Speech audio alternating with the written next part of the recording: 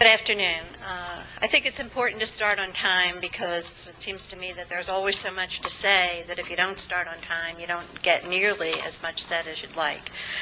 We're here, in a way, I guess I must say, mourning and grieving. It's a very hard time for those of us who are Catholics. Some of us are angry. Some of us are just in pain. Perhaps the anger will come later. But as we take up this topic today, we also want to look forward with hope, because as Catholic people, we are a people who have great hope, and we are resurrection people.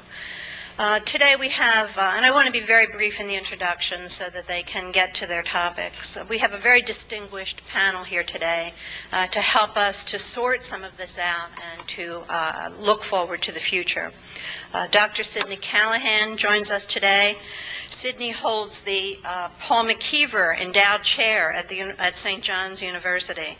She is a famous lecturer. She's a renowned writer. Every Catholic woman of my generation has read Sidney's work, and she has really been a model for so many of us.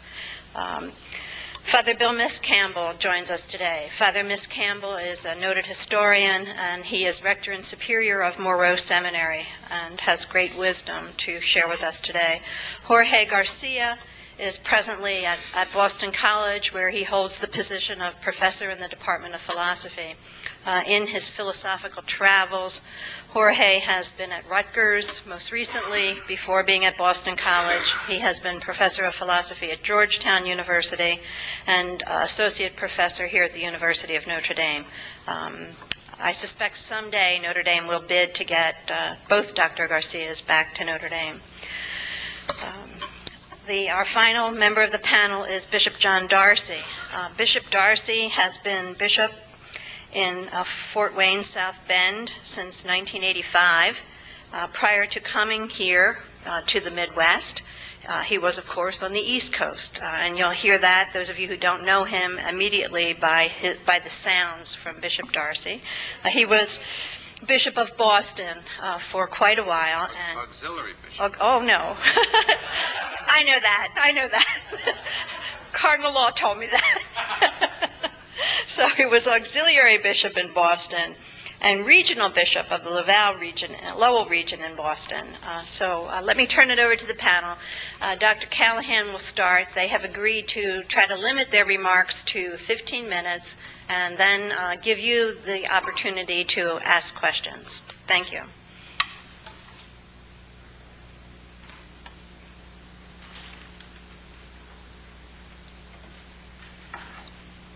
Thank you very much. I feel very comfortable and very happy when I'm here at Notre Dame. I think that one way to think about what's going on now is to think about it as sort of the crisis and cracks from underlying faults. Tectonic plates are shifting and have shifted in our church, and we see these gaps and openings, and perhaps we will see even more earthquakes in the future. As I think about this, two faults and two weaknesses that we are now forced to confront are sexuality and power, often combined in lethal ways, as they so often are. So to begin, I think I will just recognize a few of the cracks, just some of the pain and the shame and the distress and suffering that we feel. First of all, there are the victims and their families. Many have left the church. The one family that I know has left the church. And we have not yet heard from all of these victims, particularly not from the women. So I think there will be more wounds that will become more apparent, so more pain may be in the offing. This leaves the rest of us, the laity, who maybe never have known about this before, horrified, sad, angry, shamed. And for me, who live in New York City in the midst of lots and lots of anti-Catholic folk, to think of how they are gloating is a particular pain. So it might not be the best pain, but it's still there. I also think that the bishops are suffering. Now, this sample is of 6 bishops I've talked to, not Bishop Darcy. Some of them are in great distress. Some felt that they had to take an action in Dallas in a terrible situation with the media. They were being forced into something. That others felt that they were not really doing full justice to the situation, particularly not full justice to their priests. Others are now faced going home to have to take actions against those people they felt had recovered in some way, and this is very painful for them. Some felt anger, expressed anger at their fellow bishops, those who had never done the things that they had done, that they had in their diocese had taken measures, and other people had not done that. And those who had followed the guidelines could be very angry at those people who had not put any procedures into place, and then precipitated a crisis which they were also going to be suffering from. Those other people shall remain nameless. Some felt helpless in the bishops' conference, that there were rifts within the conference, that they were not able to even openly talk with each other, and not able to think about how what their right relation should be to each other or to Rome. And of course, I think many bishops suffered because of what was suffering of their own people. Finally, the good priests that we all know, truly suffering. One, from being identified with abusers. They also come under suspicion, and they have what I never realized before is can really be a true feeling, a vicarious shame for others. And they felt that they also have gotten no support. Some of them feel that they've been abandoned, hung out to dry, that the failures of certain bishops were being placed on their shoulders, that they were being scapegoated, and they were not really able to have the support and collegiality they felt needed from both either their bishop or from fellow priests.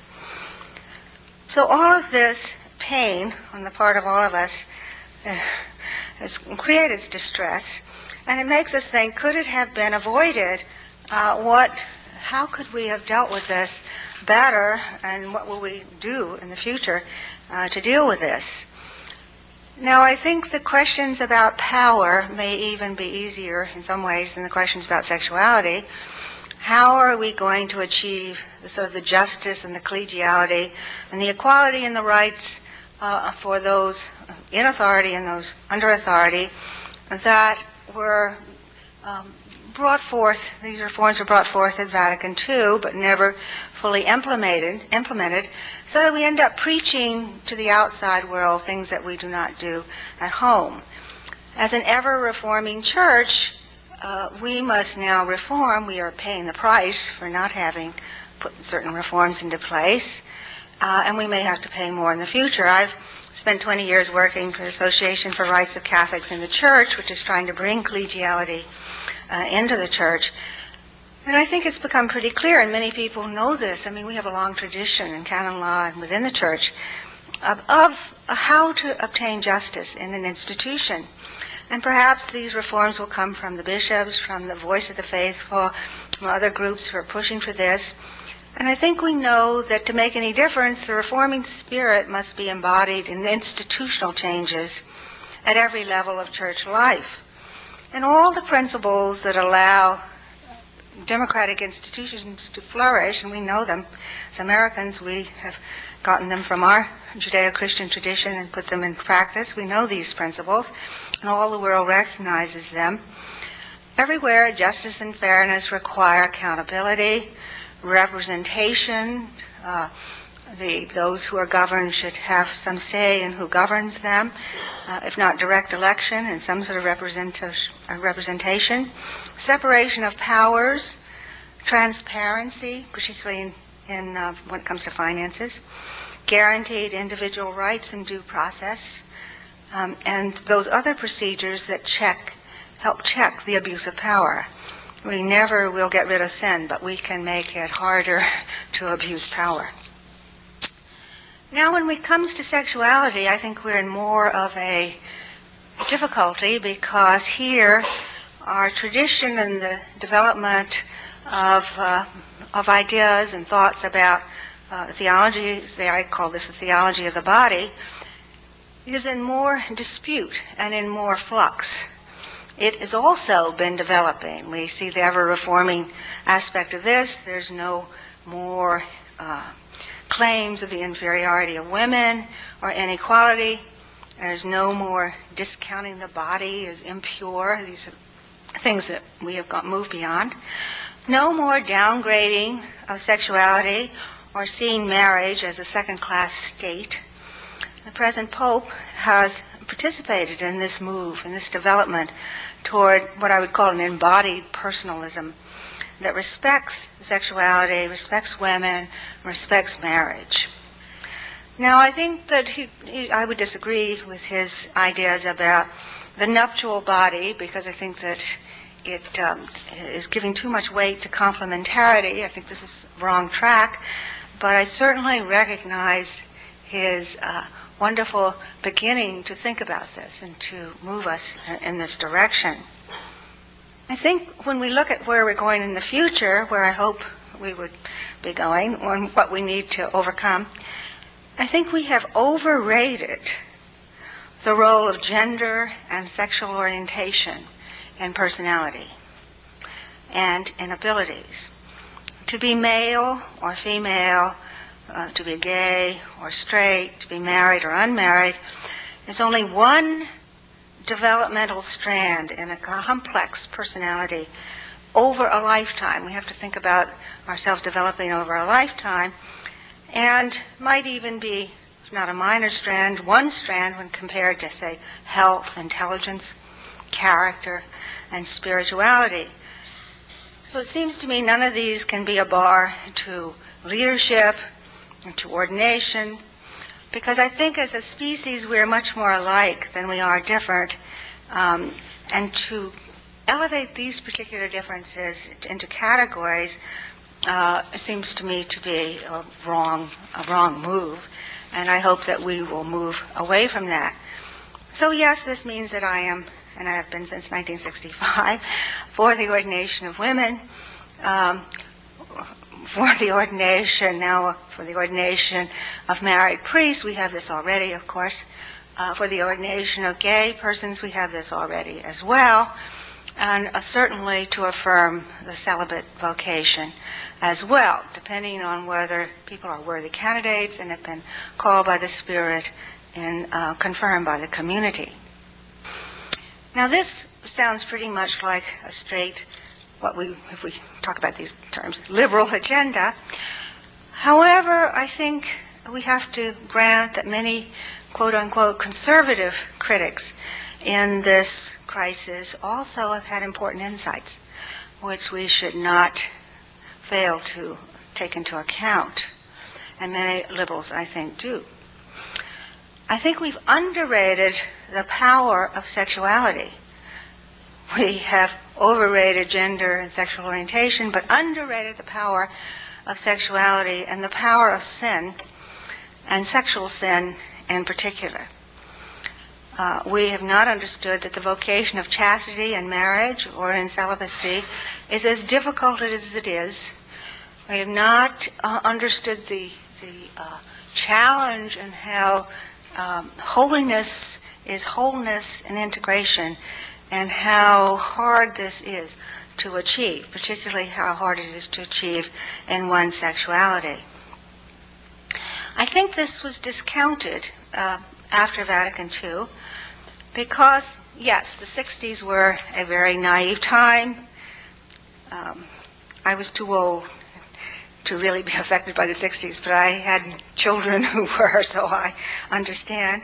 There was this rebellion against older strictness in morals, and I think in Catholic circles, knowing that now the inferiority of women and the impurity of the body and sexuality are no longer the way we can think or think about ourselves, this led to a certain permissiveness about sexuality, a certain discounting of how important our sexual acts and sexuals are too.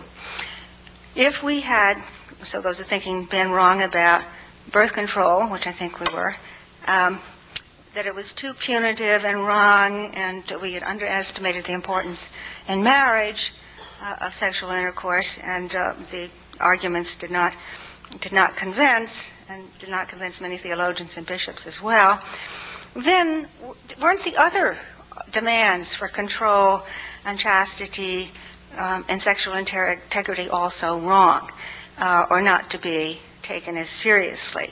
So we began not to take the fidelity and the call for holiness as seriously as we should. And I think that is a conservative insight in what's happening now.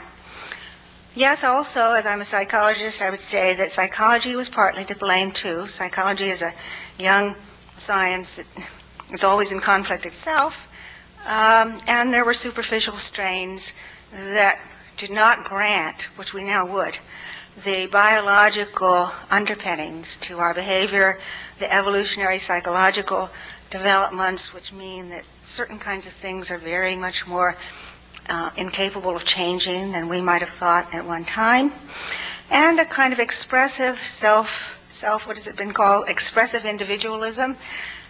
This was much marketed by certain people in psychology. Catholics know we're made for happiness and God will make us happy, but a certain secular corruption of that also crept in. I think we forgot how potent sin is, and particularly sexual sin, mostly because it can also produce self-deception, and that the power of pleasure and desire and immediate gratification can move the mind to denial. Now, today, I think we understand addiction more clearly, and addiction is a model that might give us some insight into the destructiveness of the power of sin. So to move forward in the priesthood, I think we all have to move forward. These deeper faults and deeper seismic shifts have to be worked out, and we can't form priests differently or get them ready to deal with power or to deal with laity or to think about their sexuality and in their lives unless we also deal with these looming problems of power, of how we deal with power and how we can understand sexuality. Can we confront them honestly? Can we speak? Can we talk? And this is one of our worst difficulties. The bishops could not talk to each other, and priests cannot talk to each other, and the laity cannot talk. Where are we going to talk? Where are we going to have this ability to talk and to confront these things, to test our own understandings, to come to some consensus, to learn, to explore openly? And where can women's voices particularly be heard? Well, here's one place. I, too, am a pacifist, and I'm on that side in that particular argument. But I like being here at the home of what I hear is the fighting Irish. So I am here to say my piece, to mix it up, to learn, and to thereby have hope. Thank you.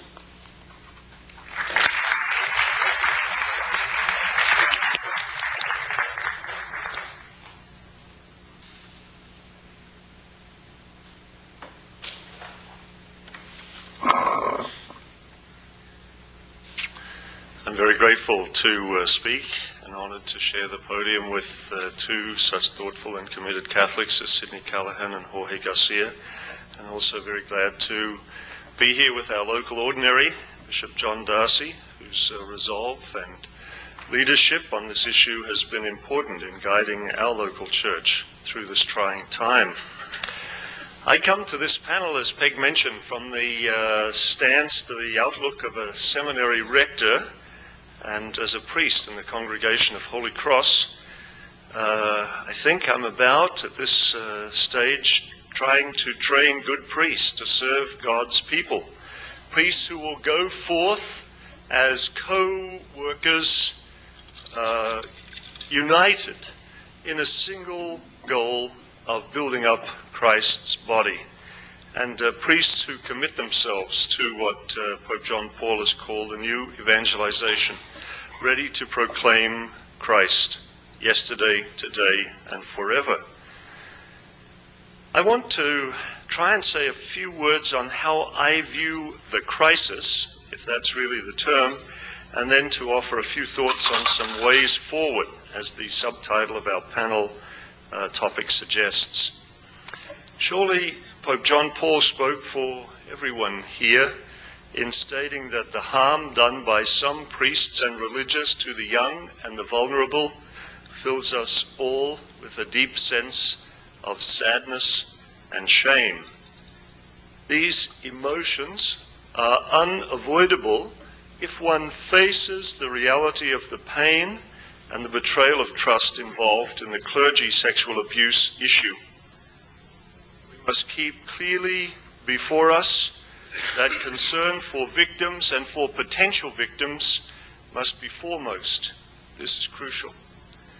In this regard, it seems important that the Church try to draw attention to the reality that sexual abuse of minors is a far greater problem in American society than revealed in the number of cases linked to some priests in the Catholic Church. I have seen reference by an article by Andy Greeley, the research of University of Chicago scholars Edward Laumann and Robert Michael that asserts that up to 17% of Americans, equally men and women, were sexually abused before puberty. I don't presume to have the competence to evaluate such a research finding, but if they are anywhere in the ballpark, what we have here is an enormous problem, one that causes much pain. Clearly, this is more than a priest problem, but a human problem, and one that plagues both men and women. Obviously, the Church must provide firm guarantees of child protection and safety in its institutional settings. This is a given. But perhaps it must work further to encourage research and understanding of the pathologies that lie behind child abuse, the extent that it exists within American society, the cultural influences that continue to generate it, and how to treat best the victims of such abuse and the perpetrators of it. This is, of course, noted in Article 16 of the Dallas Charter. I trust it won't be forgotten. Now, without in any way seeking to minimize or diminish the work that must be done, crucial work, I do want to take some issue with the label crisis in the priesthood given to our panel. I appreciate full well that the clergy sexual abuse issue has led some to call for a public reevaluation of the nature and value of the Catholic priesthood. And yet I want to suggest that the crisis is not understood well if it is seen as a priesthood crisis. As we try to get some perspective on this painful matter, it seems clear to me that the fury which drove this issue was fueled by the outrage expressed at bishops who assigned offending priests and in a few cases reassigned them repeatedly from parish to parish, giving them renewed opportunity to abuse more children. I dare say that if this analysis is correct, the nub of the issue is poor leadership and proper accountability and credibility of leaders. Would we be having this discussion now if all the bishops had adopted appropriate standards and procedures, if not after the Louisiana case in the mid-'80s, then at least after the Porter case in Fall River in the early 1990s? Would we be here if the sound judgment Bishop Darcy displayed regarding John Gagan in the Archdiocese of Boston had been followed in 1984? That said, I recognize fully that as we move forward, there are important changes that must be made in the areas of leadership and trust, transparency, openness, accountability. I guess they're the kind of power issues that Sydney was talking about. The Dallas Charter certainly focused, at least in some of those areas. But I want to go in a different direction and note the following matters as ways forward and as ways that contribute to the purification that will bring us through this sad ordeal as a stronger church. I want to pay some attention to these matters, and obviously I have to do so quickly. Renewed commitment by priests to their essential ministry, sound seminary formation, re-emphasis on the meaning of celibate chastity and its value for the whole church, fostering of an appropriate priestly fraternity, shaping a church of forgiveness, reconciliation, and compassion. I'm speaking for an hour, right, Peg? I've got 5 minutes left. I mention the failures of leaders and the problems of accountability as a preface to saying that as the clergy sexual abuse issue developed under the media's hot pursuit, somehow all priests and the priesthood itself seemed to get tarnished. It was guilt by association. The priest pedophile became a term of common currency, a label besmirching all priests. Celibacy somehow or other got branded as a problem. The suggestion was made that those willing to live it must be dysfunctional.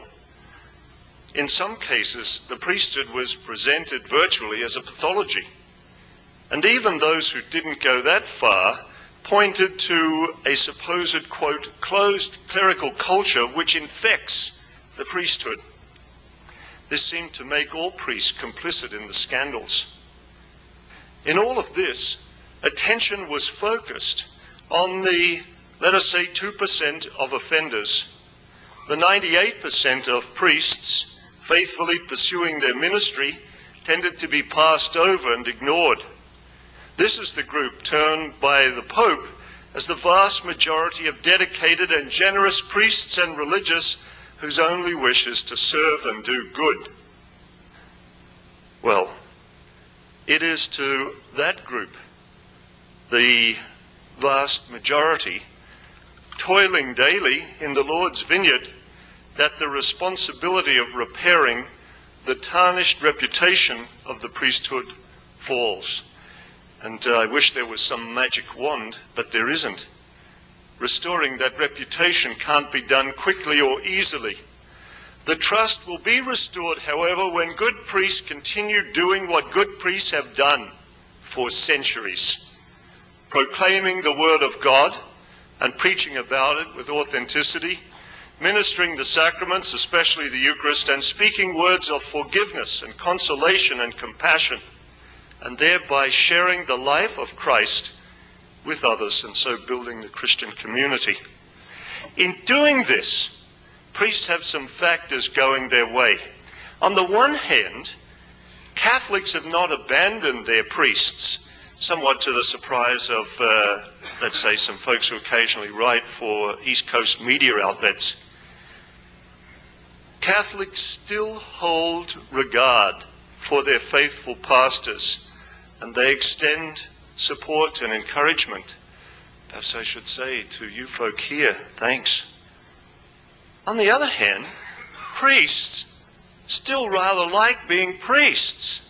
Whatever the temporary challenge to priestly morale brought on by the clergy abuse scandals, priests enjoy presiding at the liturgy, preaching and teaching, and working alongside their lay sisters and brothers. Obviously, if a way forward is encouraging priests to be faithful and committed in their ministry, the corollary is that the training of priests should lead to the ordination of men prepared to serve this way. In this regard, I think the news is hopeful. Much has been done in seminary formation in recent years, especially in the years following the Vatican visitation of seminaries in the 1980s headed by Bishops Marshall and Whirl. No doubt seminary formation can be improved, and I welcome the kind of assistance that might be rendered in this regard by the new apostolic visitation to seminaries and religious houses of formation. This visit will focus on the question of human formation for celibate chastity.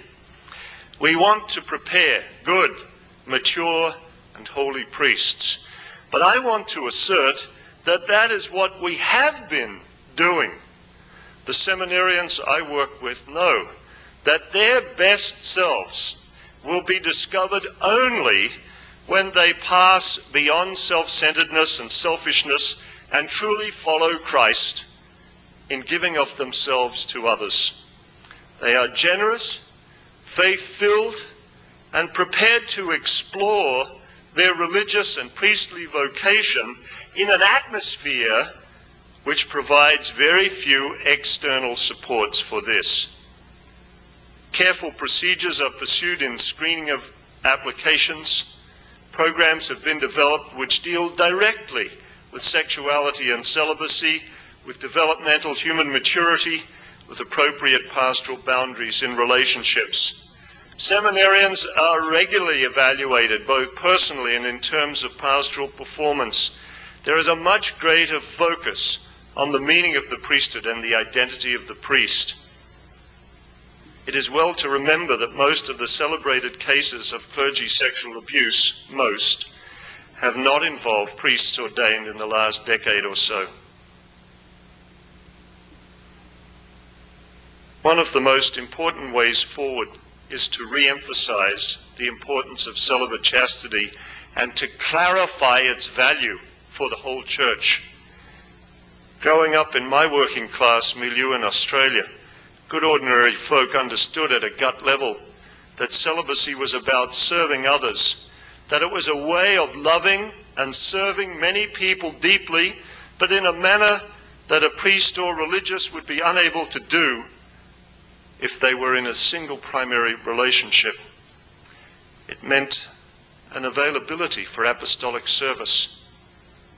I still think there's a lot to be said for that, but mere service is not enough to warrant the celibate calling. In the end, celibacy must be about more than service.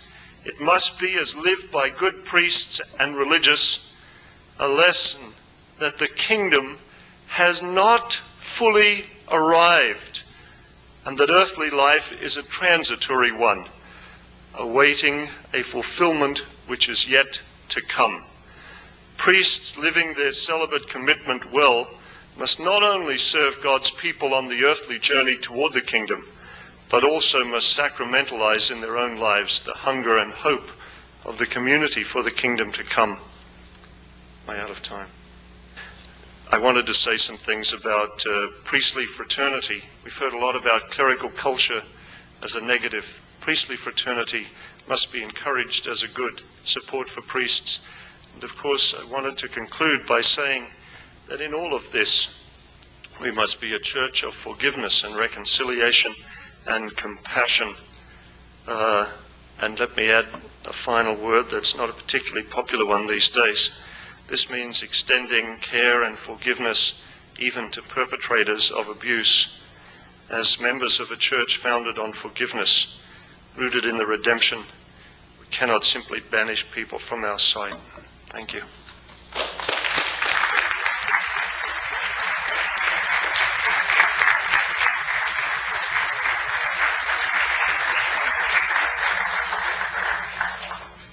I want to, I'm going to stay here. I'll try to make some remarks on moving forward. I could probably spend my 15 minutes just saying why I'm not really suitable to be on the panel. I'm not a psychologist, not a theologian, certainly not a bishop, a overeducated layperson of middling devotion, but I am a layperson of the epicenter of the scandal, as George Weigel calls it several times in his new book from Boston. So I suppose that is why I'm here. Readings, I've learned that these events, which are usually called a crisis, a turning point, of course also a scandal, and in my reading I've learned that the word scandal, scandal means stumbling blocks. I hope that we can move beyond these as stumbling blocks and perhaps turn them at some point into lamps at our feet to guide us forward. I've looked at two sets of literature. On one side, people like Gary Wills especially have suggested that this is a crisis of trust. And with him, Thomas Keneally's article on his experiences in the priesthood in the New Yorker, and Charles Burns in Playboy, and a number of others talking about their own experiences as priests. On the other side, George Weigel and Richard Newhouse have identified this as a crisis of fidelity. Certainly both are right. This is a betrayal of trust. Wills is right about that. Betrayal is the title, in fact, of the Boston Globe's book of essays on this. But it's a betrayal, of course, that's also rooted in a kind of faithlessness, a failure to keep faith by many, to keep faith with us, with the church, and a failure to keep faith with the various sorts of mission that people have within the church. Philip Lawler in the Catholic World Report has suggested one sign of hope in this time is that, in an odd way, those on the left and the right within the church, not happy with those terms, but whatever one wants to call them, the various extremes and the various wings of the church right now, ideological wings, are to a large extent united, and that he found that he frequently was agreeing with those with whom he had seldom agreed in various controversies within the church. I'm not confident that unity is long-lived, but perhaps it's a basis, a platform from which we can move forward. I want to talk about several areas where we could have a movement, some level of reform. First, with the seminaries, 2 points here especially. It's plainly important to continue to eliminate the elements of gay lifestyle that have been, that again, people on both sides, the ideological divide within the church, have emphasized. I think it's Andrew Greeley to whom we are indebted, if that's the right verb, for the phrase "the lavender mafia" that sometimes has reigned in some seminaries. There is reason to think that important reforms have been undertaken in the last decade. Those need to be prosecuted, to be moved forward vigorously. Even if there is still a place for some people with homosexual orientations within the lifestyle, within the priesthood, people who, irrespective of that, and perhaps in spite of that orientation, nevertheless lead lives that are faithful, that are prayerful, that are chaste. Nevertheless, there's a need to root out that whitewashing, that endorsement of that sort of lifestyle. As well, with a second point within the seminaries is the importance of moving away from a psychological model that especially Weigel and Matthew Rose have demonstrated has been terribly destructive of those within the priesthood.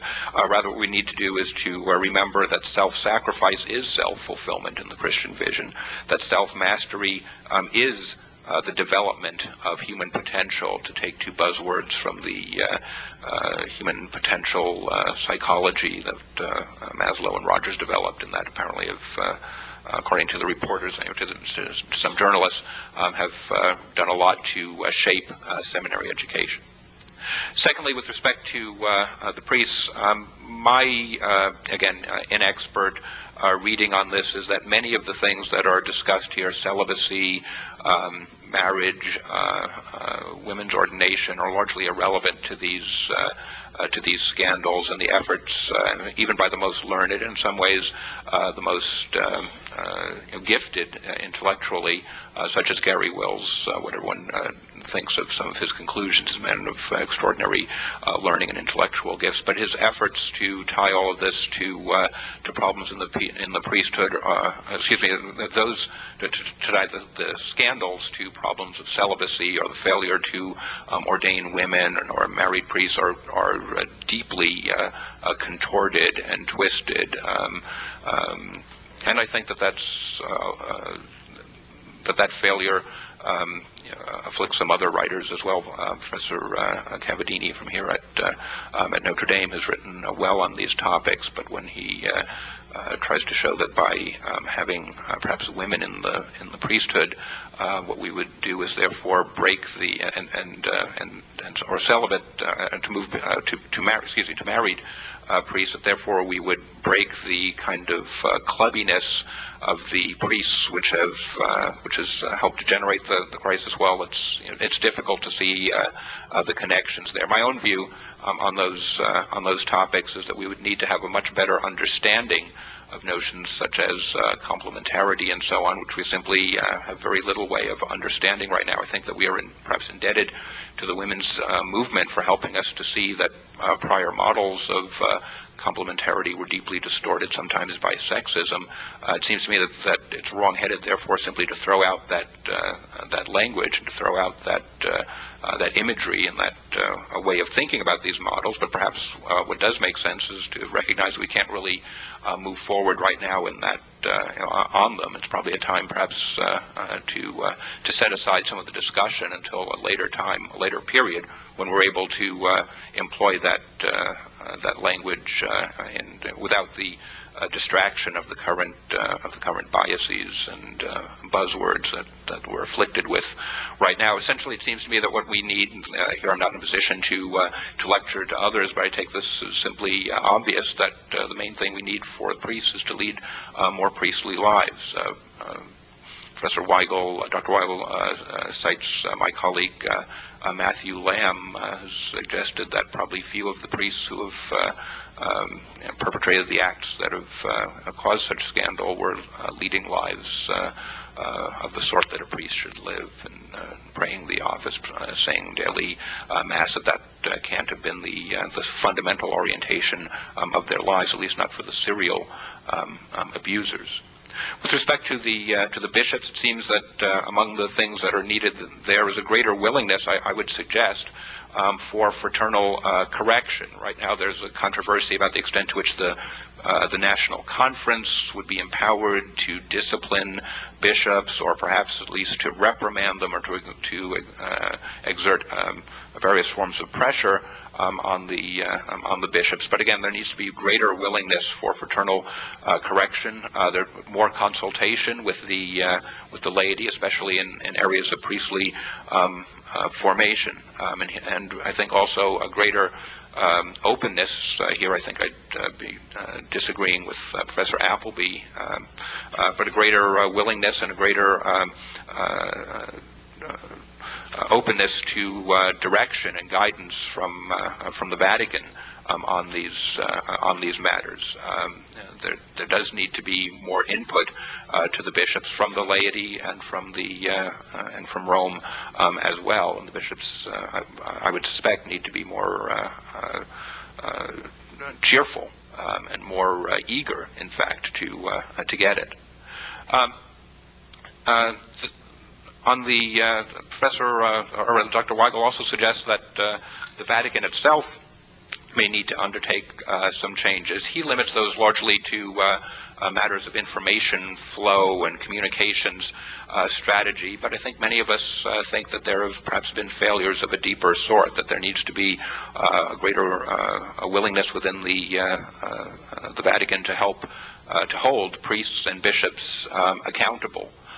To increase scrutiny of the seminaries and of the sometimes of the dioceses, of the national conferences, and to employ greater to enforce discipline more strictly and more and in a way that will help to abet this reform. And I think that tied to that, there needs to be an emphasis or a willingness within the Vatican to de-emphasize the worries about giving scandal, which seem to be at the root of some of the unwillingness of the Vatican, at least in the early stages of the crisis, to take it sufficiently seriously. Certainly, if anything, we should have learned by now that inaction holds as great a potential to give scandal as does taking firm action.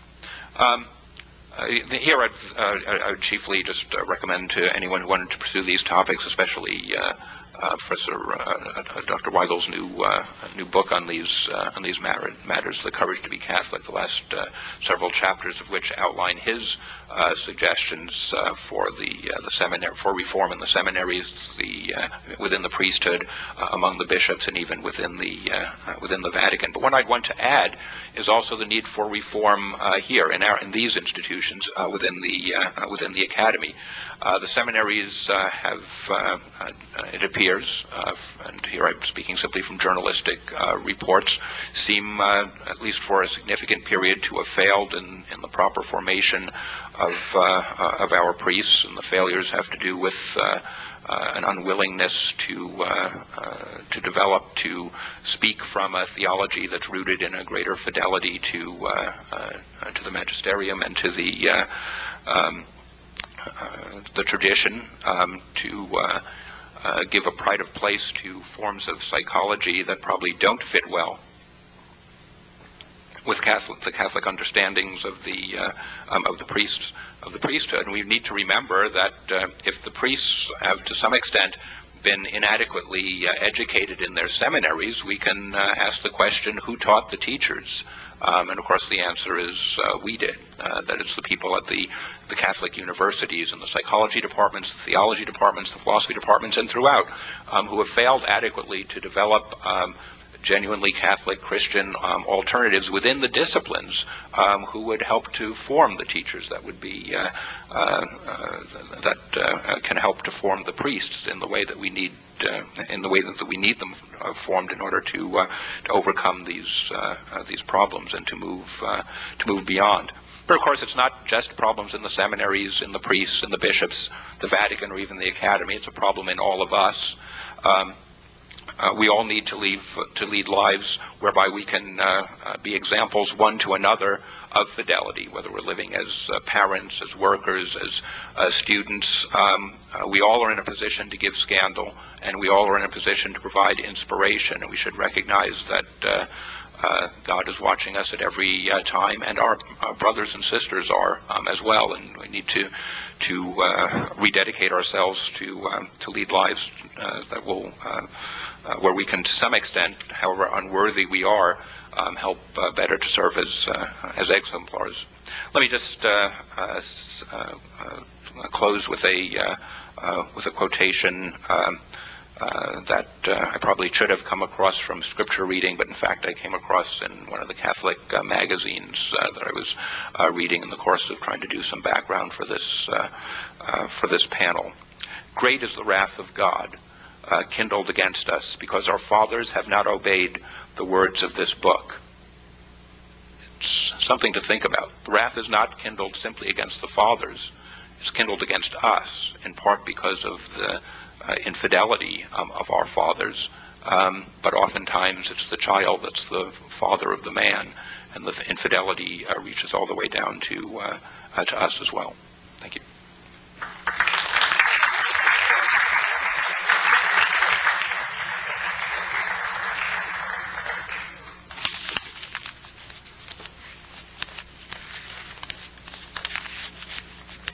To be here, as distinguished scholars, and Bill, including Bill, Miss Campbell is my good friend.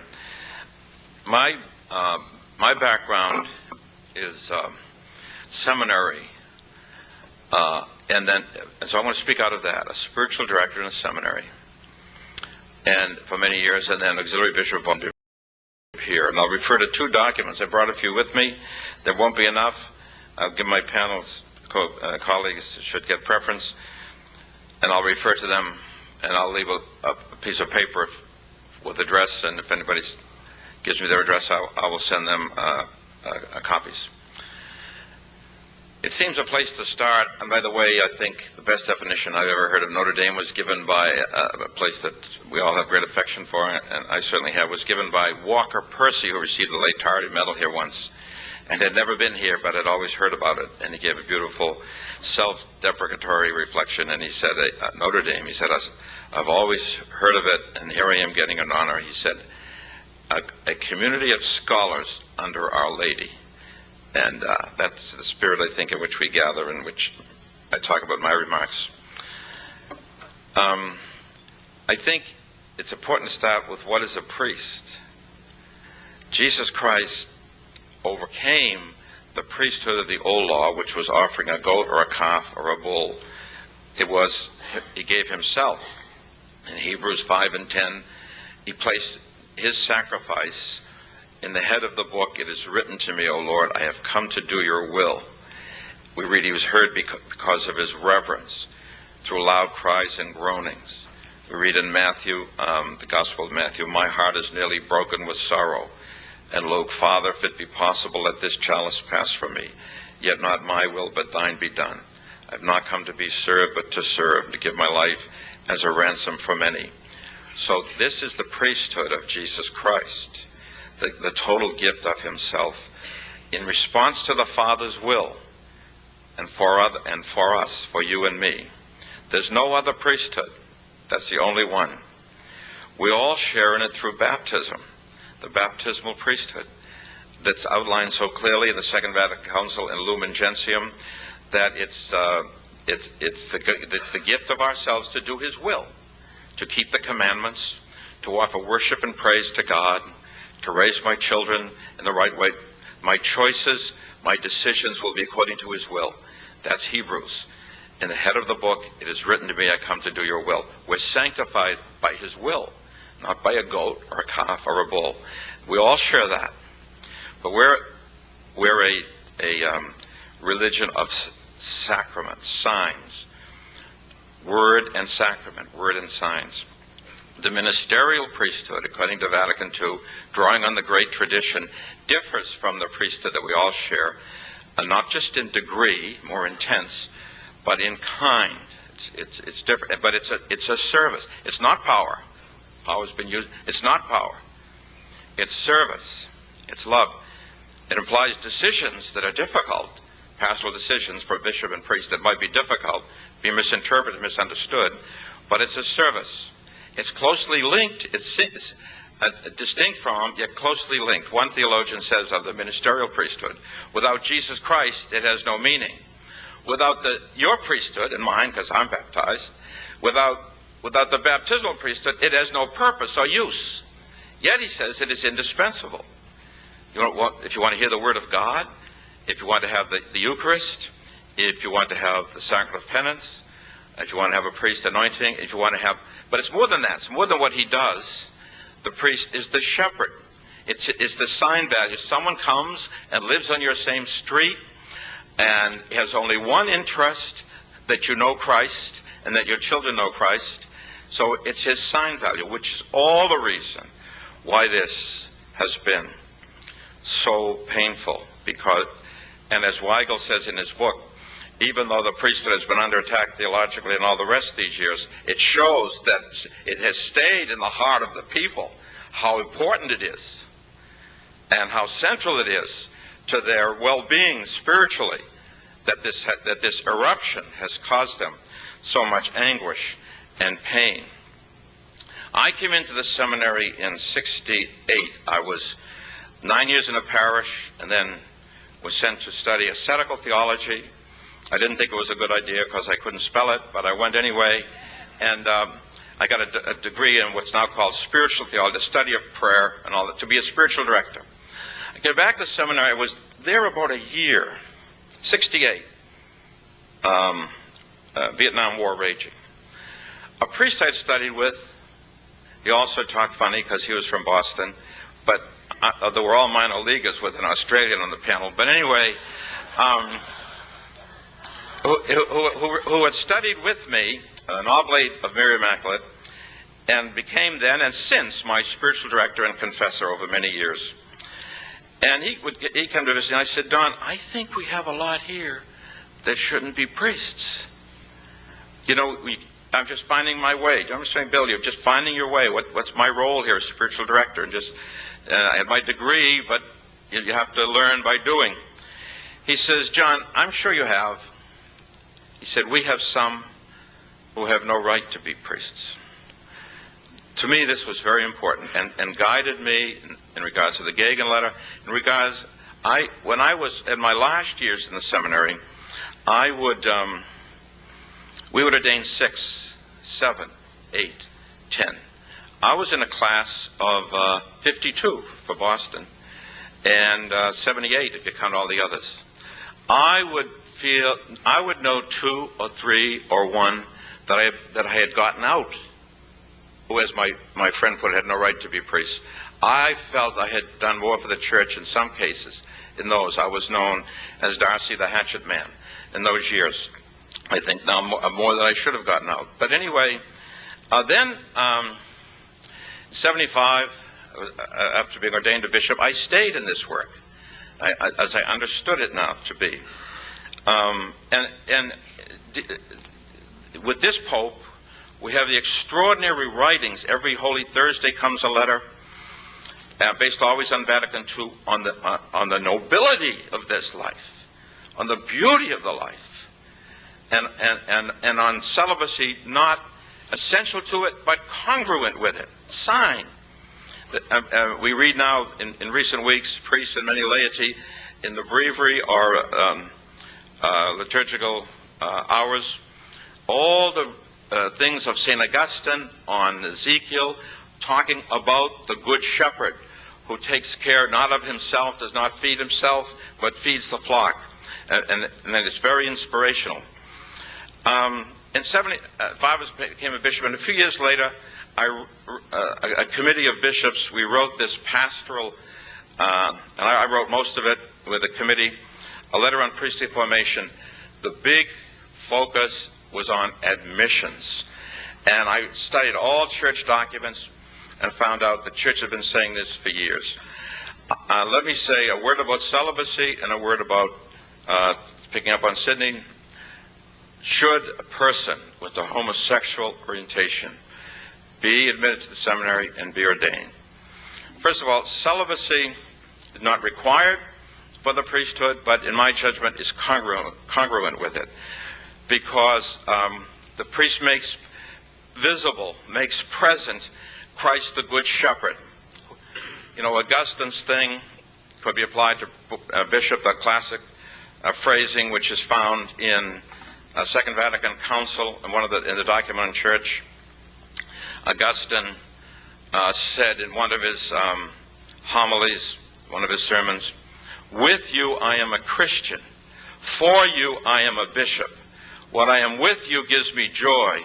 What I am for you frightens me." The first is a joy, the second a responsibility. Why would he be frightened to be a bishop or priest?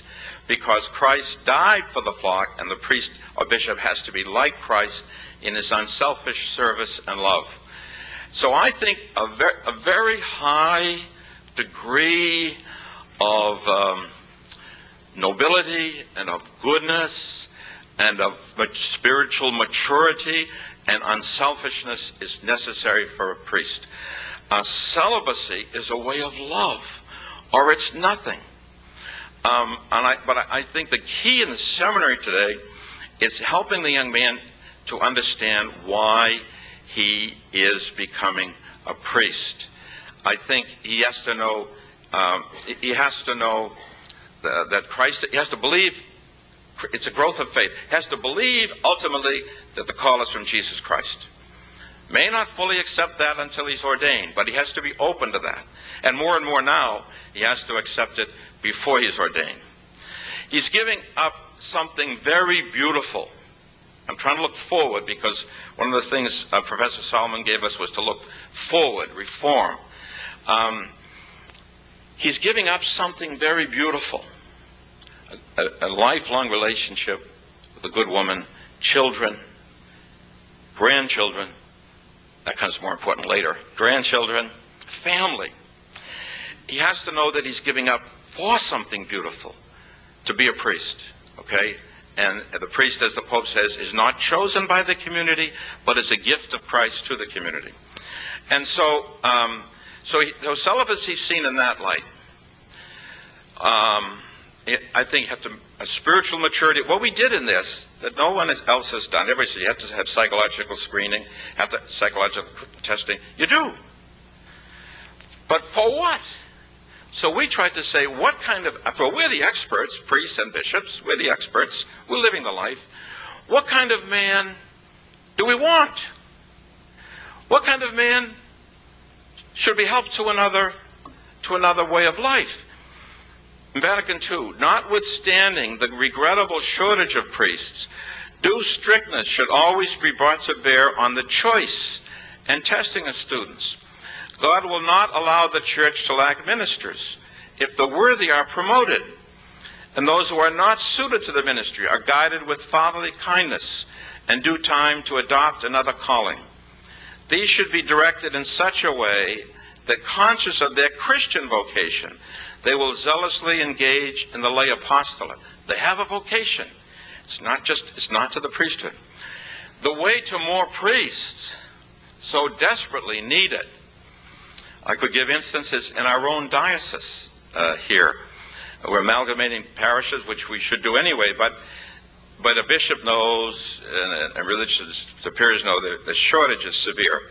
The way to more, so desperately needed, lies through ordaining people of quality who will draw people of quality, and refusing to accept people with pathologies or people who do not have this vocation.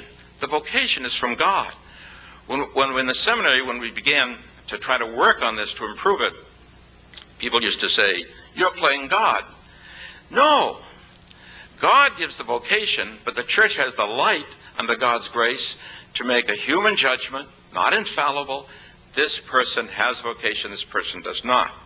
I'm sure my vocation director thinks I'm much too strict. This year, 8 came to me. 8, after going through the psychological screening and all the rest, 8 came to me. I accepted 3. I wish I could have accepted 8, 10, 20. But I think one of the ways bishops should be held accountable, I think there's 2 things a bishop should never give to anybody else, never delegate. One, he decides who should be in the seminary. Only him.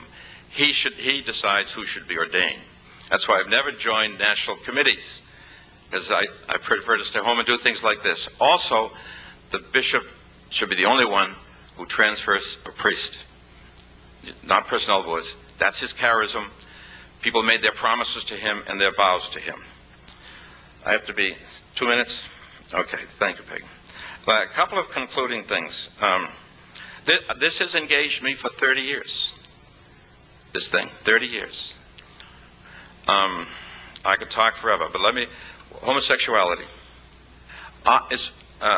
Weigel's book lays out some very fine areas of reform, as the professor said. I disagree. I found him a little contradictory on the homosexual issue. I think he said, no, they should not be, but yes, they could be under certain circumstances.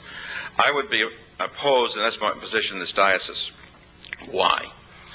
It's the nature of the celibate priesthood. You give up something very beautiful that's very attractive to you, to be married, to have children. And that touches a deep part of our humanity, our human needs. And it's also very beautiful, for something beautiful. The homosexual person is not attracted to marriage. See? He's not attracted to it. That's the first thing, the first reason. Secondly, when you choose a heterosexual young man to prepare for the priesthood, you don't put him in an environment with attractive young women. You put him in with other men. The homosexual person, you're putting him in, and he'll live most of his life with men. Third, you change deeply the nature of the seminary and the nature of the priesthood. And by the way, this is also based on my experience as a bishop, experience with priests. So this is the way forward, I think. is the situation I don't think seminaries have faced this. Some have. Cardinal Bevilacqua happened to have breakfast with him in Chicago at the meeting of National Catholic Black Catholics, and he has that principle in his seminary. Susan Stuyvesant on the faculty at Notre Dame here, associate director of the counseling, does our screening, and she and I work very close together. Let me conclude.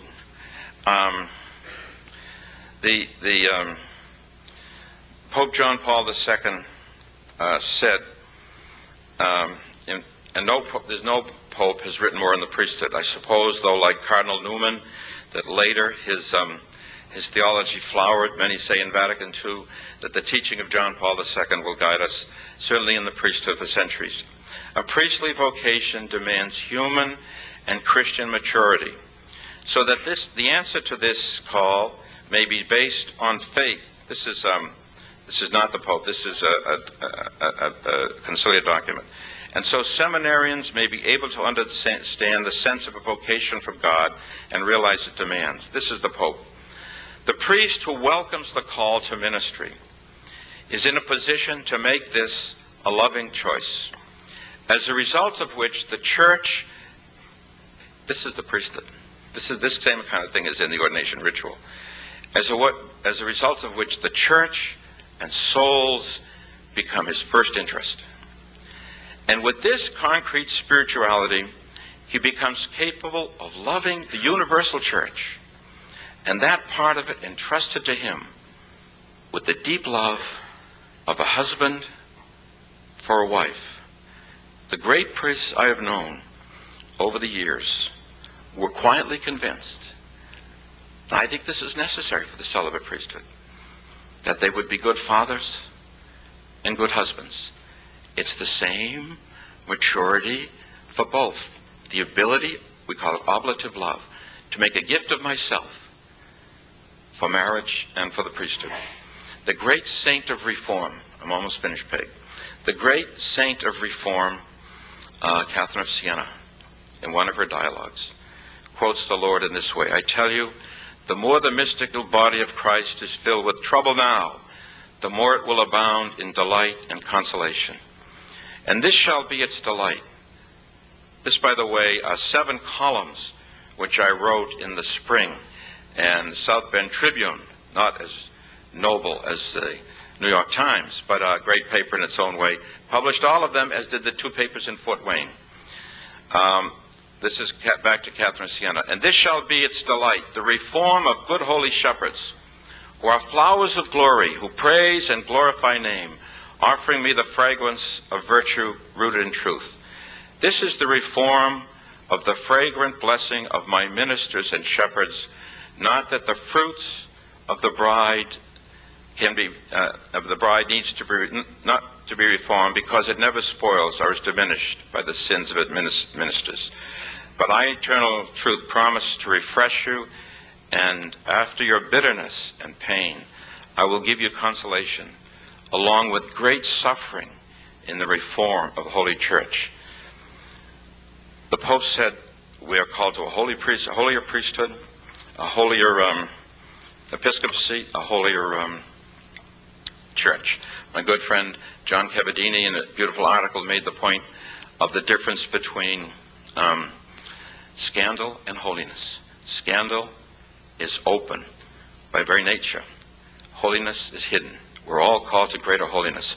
But we're also called in the seminary to a lot of tough decisions, in whom we accept in the seminary, whom we ordain, whom we keep in the priesthood, and in our spiritual reform of our priesthood.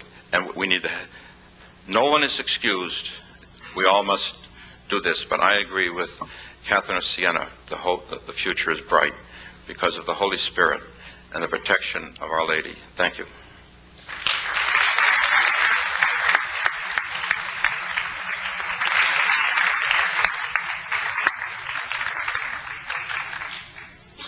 I would like to thank our panelists, Bishop Darcy and Father Miss Campbell. You provided us powerful affirmation in your words and in your lives of what it means to be called to holy priesthood.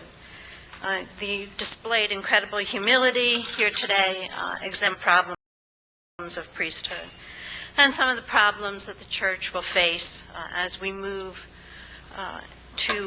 in hope, to a restored church, not just to a restored priesthood.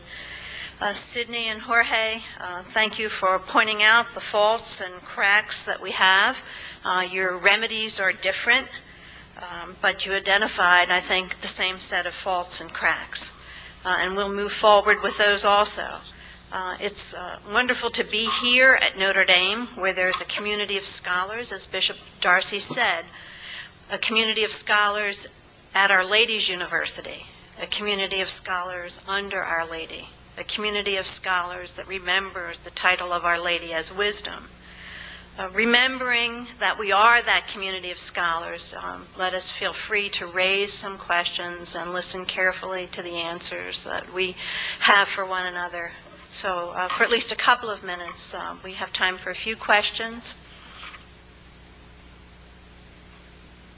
If you'll go to the microphones for your questions. Nathaniel. Nathaniel Hannon, Oxford University.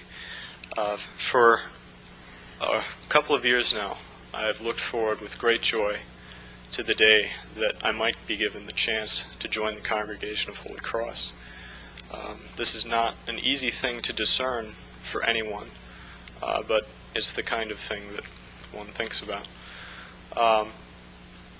That kind of decision, I think, has become somewhat more difficult after the Dallas Charter for the following reason, and I would invite some commentary from our panelists, especially the clergy, on how prospective seminarians might think about this.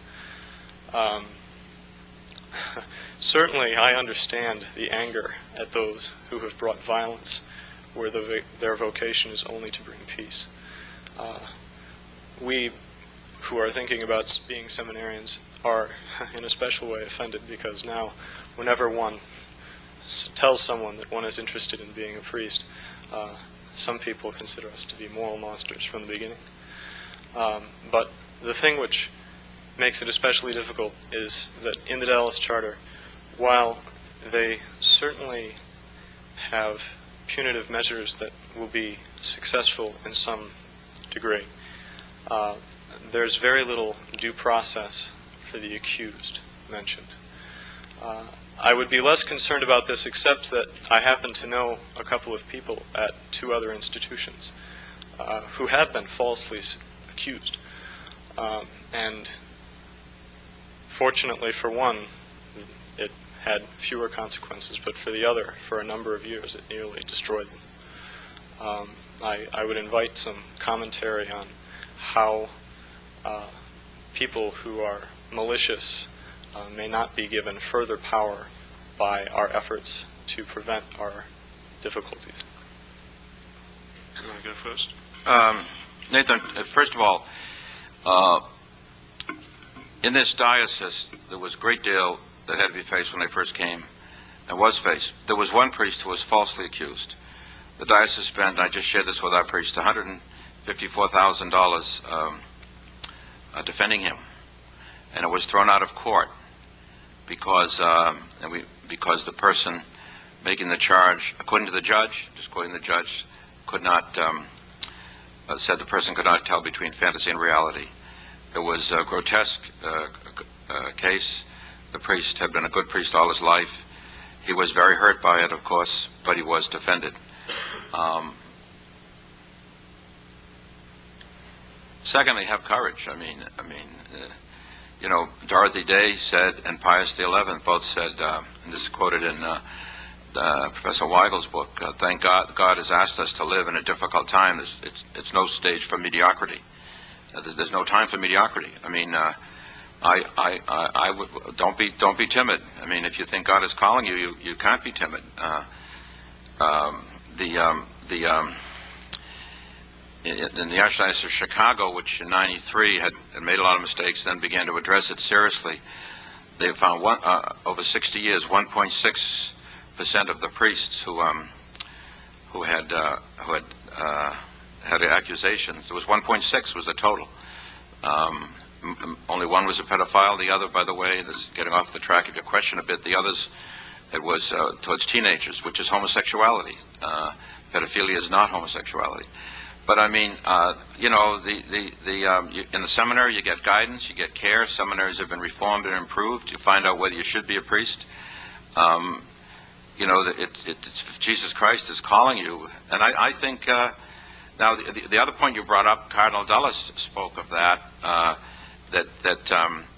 in a letter, in an article rather, before Dallas, and mentioned that at Dallas, he's not a voting member, but is a speaking member of our since he's not a bishop, he said that the church has checks and balances. I mean, canon law is, the dialogue between the bishops and the Holy See in the last 10 or 15 years, we have felt that the Holy See has not understood our problem and has been too defensive of the rights of priests. But that's the tradition of canon law, against arbitrary bishops, which there are in history. You can't believe that, but there are. And so that's been the position of the church. So I think, as Sidney brought out, in canon law there is great defense, and if a person is pure of heart, that's the best defense. If a person of good conscience, that's the best defense. So people are defended who are falsely accused, and it brings out a very good point. I think, but I don't think anyone should refrain from considering a vocation because of this. When I visited my seminarians, all of whom are in Boston, because I was spiritual director there, and the attitude of some of them was, last May when I visited them, they went through all this, the people at the gates every day with the media, and there were two good answers. One man said, I want to be a priest, unlike these men who did these things. I want to show people that you can be a priest and live your vows, as like the priests I've known. The other one said he had a sense of history. He was a history buff, and had read about the Reformation, Council of Trent, and all those things, and saw what the church has been through. It's not a time for mediocrity. I would say go forward. Nathaniel, many dioceses have commissions in place and have had them in place at least since 1993. And I've served in the Diocese of Scranton since 1993. And there's always defense for the priest who is wrongly accused.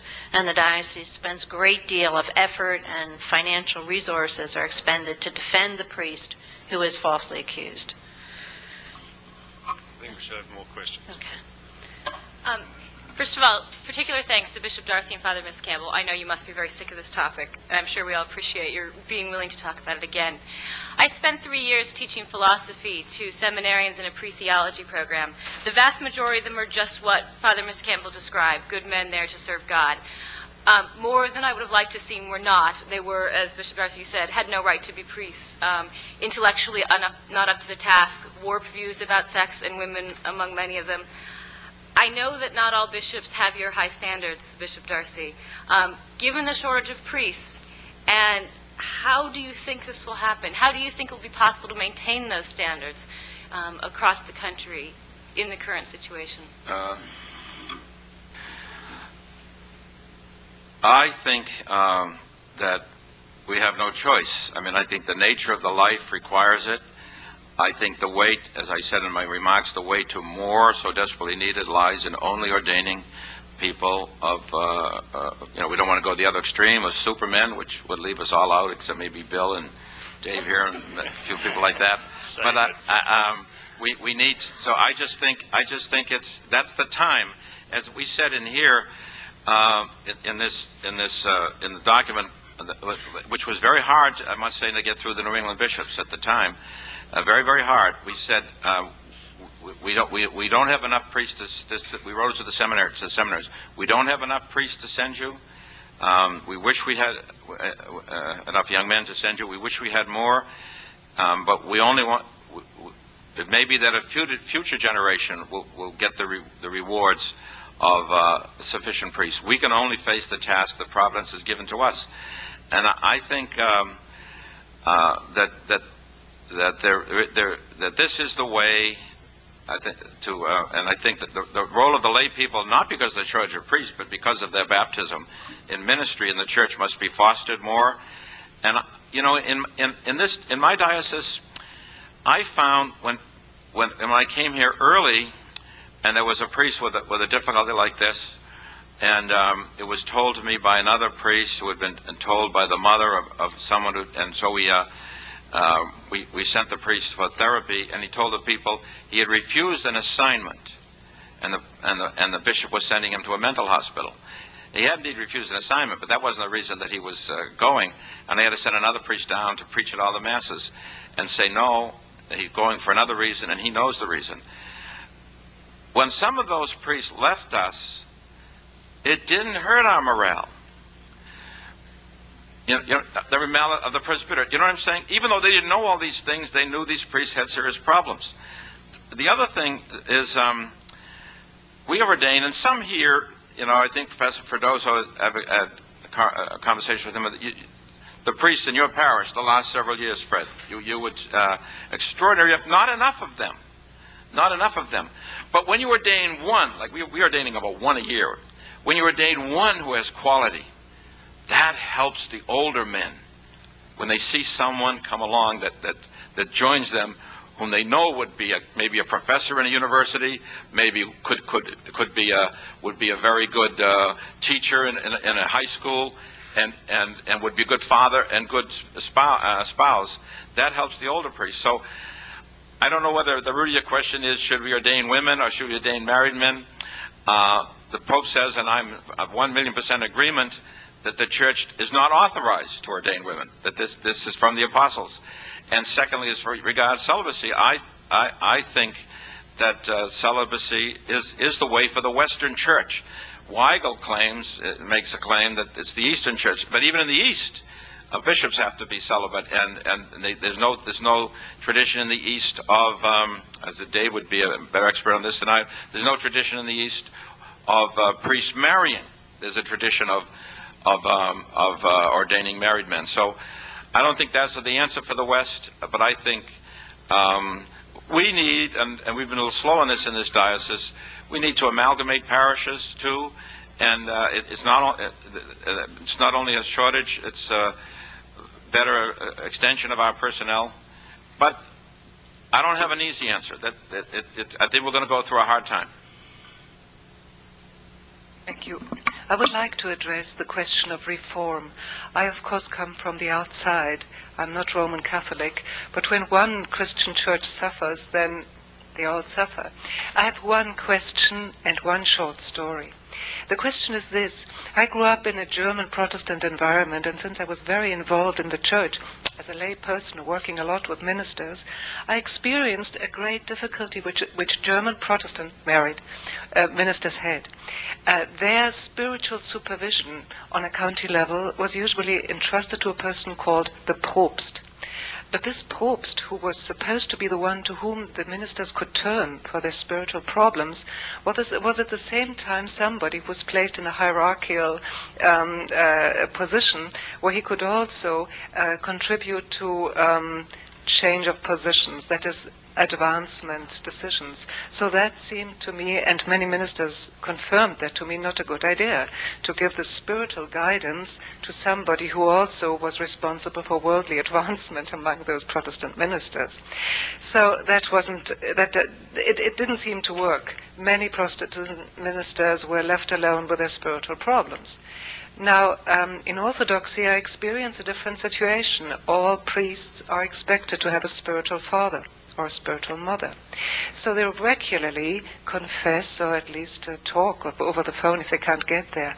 Is there some regular spiritual care for priests in the Roman Catholic Church? That's my question. My little story is this. When I read the biography, and Tris is here to correct me on any small things which I always forget, names, places, dates, of John of San Francisco, that name is right, the great bishop and wonder worker who died in the 70s. Thank you. I knew you would do it. There was a biography written by, I think, Seraphim Rose, but you'll correct me on that one, who was going to a seminary. And he was going to be a priest at that seminary. And he has described what happened when John of San Francisco, the bishop, came to visit the seminary. This monk, this man, Seraphim, was sitting in his room late at night working. Then all by a sudden he hears in the hallway a shuffling of steps. and the steps stop. And then after 10 minutes, the shuffling of steps move on. Stop. And it went like that until the steps stopped in front of his door. And after 10 minutes, they weren't on. And so that meant, he found out then later, that the bishop, when he was visiting the seminary, was spending some part of his night praying in front of the room of each of the seminarians. Thank you. If I could comment before there is spiritual direction in the seminary, and I bring this out here. I would wish, unfortunately, in some seminaries, a man might be great in canon law or biblical studies or dogma. That doesn't mean he has the expertise of a spiritual director. I think the reason I sent my men to St. John's was that we all had degrees in spirituality, not to overemphasize, but that was all we were doing. So I think there's need for part of the reform that spiritual directors who confront a person, not just encourage. It's not a question of counseling. It involves some counseling, but that's a need of reform. All conferences have now ended. Please make your way. 1980. Can we hear these two? Yes, you should. No, but Father Miscount, do you have something to say about... I would just make a point that it's not only in the seminary that a priest should have a spiritual director. That continues on after his ordination. So the idea of spiritual mentorship... Your attention once again. Thanks a lot. We'll begin at 3:15 p.m. Thank you. Thank you. So that spiritual director relationship, I think, is deeply important. It's tied up with this whole notion I would have liked to have said a few words about priestly fraternity, about the priest having support structures that help him live out his vocation well. Spiritual direction is a crucial part of that. Mine is just a really quick question for clarification. I'm confused about what I hear about the seminaries. I hear very conflicting things.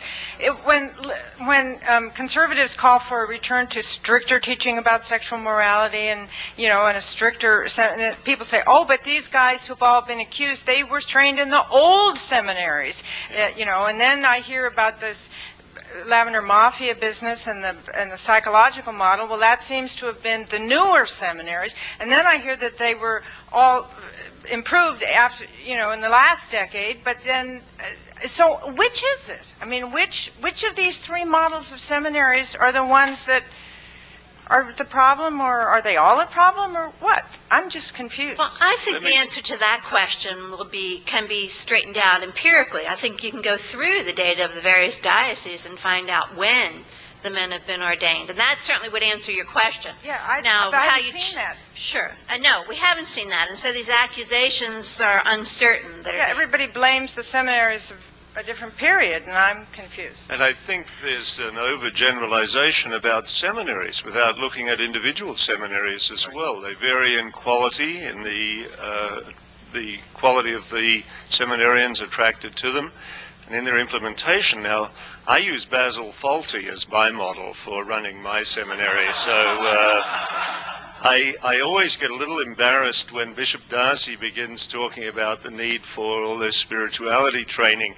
I'm trained in American diplomatic history, and I'm an expert on the Cold War. Sometimes I hope that good common sense can help in the running of a seminary. I think that is a key factor, and the willingness to call things as they are. This is in brief detail, Marion, how I see, again, generalizing far too much, but the story of seminary formation in the United States. Prior to the Second Vatican Council, they were run on a very rigid, structured basis with very, very clear expectations. All hell broke loose in the 60s, not just in the seminaries, all over the darn place. The whole sexual revolution takes place. People are set out on their priestly ministry, and what amazes me is how many good priests navigated that tough journey so bloody well. They navigated through a system that had provided a lot of very rigid but nonetheless support structures that sort of kept them in line. They all disappeared. And everyone's talking about emotions and feelings and affectivity and so on.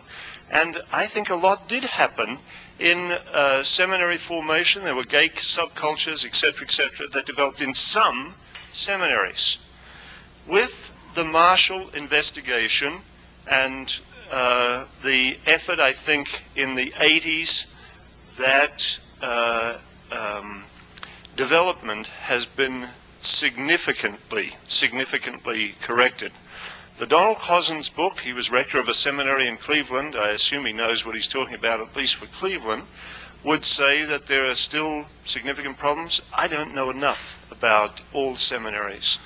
But what I do know from visiting a number of places is that there has been a major effort to improve the quality of formation, the entrance standards. I wouldn't dispute Karen's point that some may get through those entrance standards who are not suitable for priestly ministry, but that the trajectory, the pendulum, is for much improved seminary formation. That is what we have to work at and continue. That's what I seek to do at Moreau Seminary here at Notre Dame.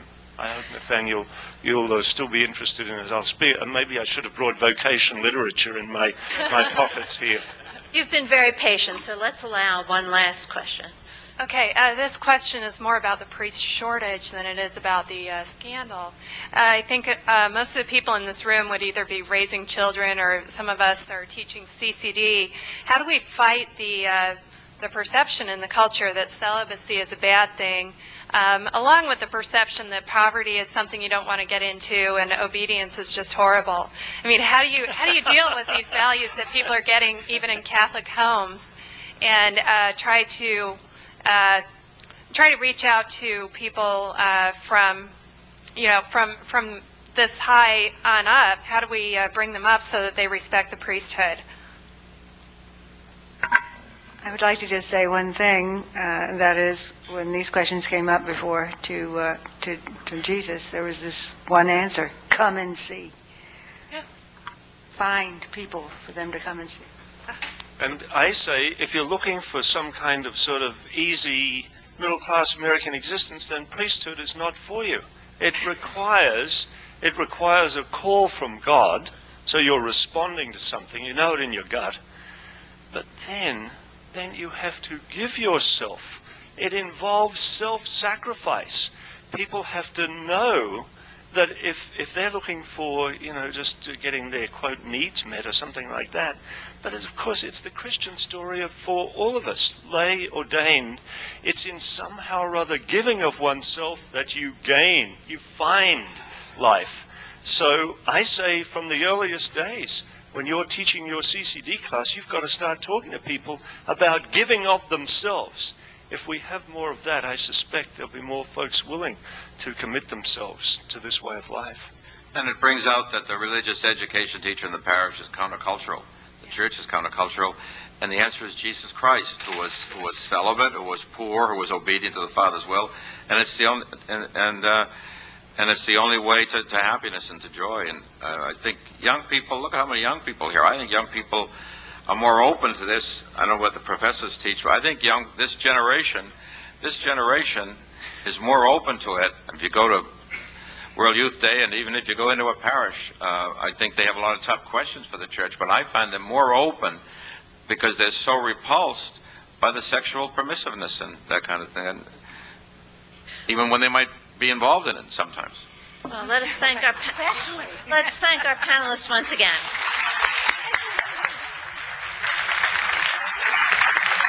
Bishop Darcy's pamphlets are up here. There are just a few of them, but he also said if you sign up, he'll have them mailed to you. You inspired me. Thank you. We'll fight another time. Yes, we will fight another time.